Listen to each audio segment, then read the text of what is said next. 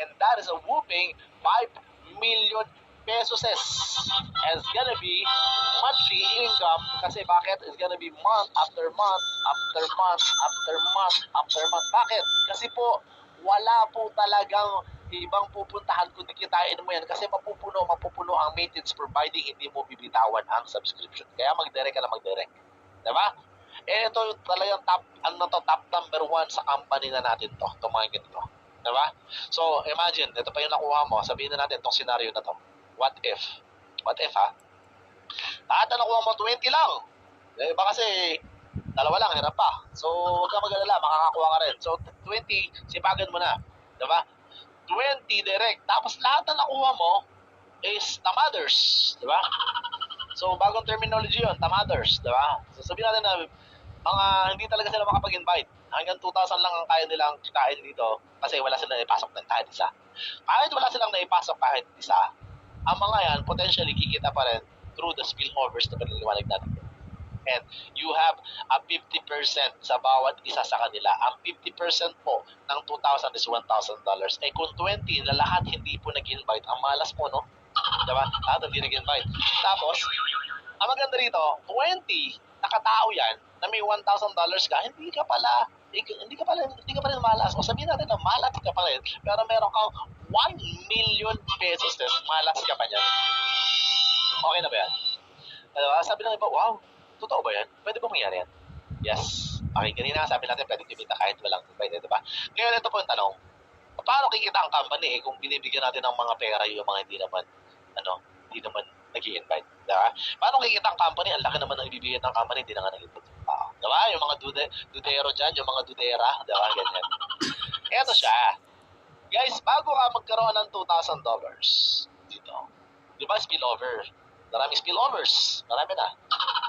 Kasi, bago mapuno yan, aabutin po ng 8,190 katao ang totoong nasa sa ilalim mo dyan. Ibig sabihin, may nagsipag sa taas.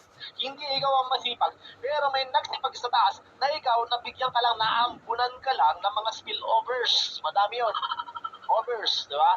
Ibig sabihin, kada spillover sa'yo, yung mga tao na pwedeng yun na yung masipag, di ba? Hindi ko sinabing ikaw, pwedeng ikaw yung sila yung masipag.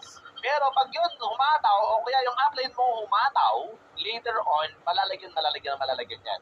Whether you like it or not, auto-spill over po tayo. Auto-fill up yung system natin. I-fill up yung space. Diba? Parang sa scam mo, sa exam. Diba sa scam, pag sinabing fill up the space. Ikaw naman, yung sagot mo, puro space. Diba? Wala ka ba sagot? Gano'n siya. Okay, ang point dito, ganito kasimple. Kapag napuno po yan, 8,190 katao, nagbabayad ng $995. 8,190 katao, nagbayad ng $995. Ibig sabihin po, dahil sabihin na natin $10 yun, ibig sabihin ang company po, kumikita ng $81,000.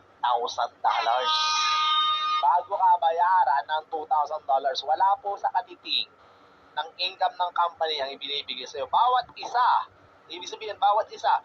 Eh kung 20 yan, so $81,000 times 20 ang kinita ng company bago ka bayaran ng ganyan. Okay? So, ganun pala yun. Ngayon, intindihin mo na kasi alam ko ang iba sa inyo dito mag-aabangers pa rin. Ang importante, kasali ka, huwag mong bibitawan ng subscription mo. Pero mangarap ka ng yumaman kasi ito yung potential mo. Ito talaga. Mangarap ka na, mag-invite ka na. Ito naman yung mamimiss mo. Kaya sa naman maging abangers ka, tingnan mo to. Kapag nakakuha ka ng 100 solid direct, posible bang makadirect ng 100? Yes. Upline Coach Fernan, crown diamond natin, nasa 350 plus na. Di ba? Yung Daniel Pilon na nasa sa Canada, 1,000 plus na. Di ba? Nasa Canada, kaya Daniel Pilon. Pero sa Pilipinas yan, Daniel yan. Di ba? So, ito yung tanong. Pagka nag-diamond, $16,000 ang income, tama? Sa matrix, kapag napuno yung matrix ng bawat diamond direct mo, eh 50% yan, 8,000 ka. Tama? So, ibig sabihin, 100 times $8,000 is $819,000. And that is 45 million pesos month after month after month after month. Papasok yan sa account mo, papasok yan sa'yo. Ngayon, ang tanong, Kung ang gastos mo is 5 million lang every month, dagdagan mo na kasi next month may 45 million ka na naman. Eh kung 100 lang, eh paano kung mas marami pa dyan? Ang tanong, ito yung magiging tinero dito eh. Ito yung magiging tanong na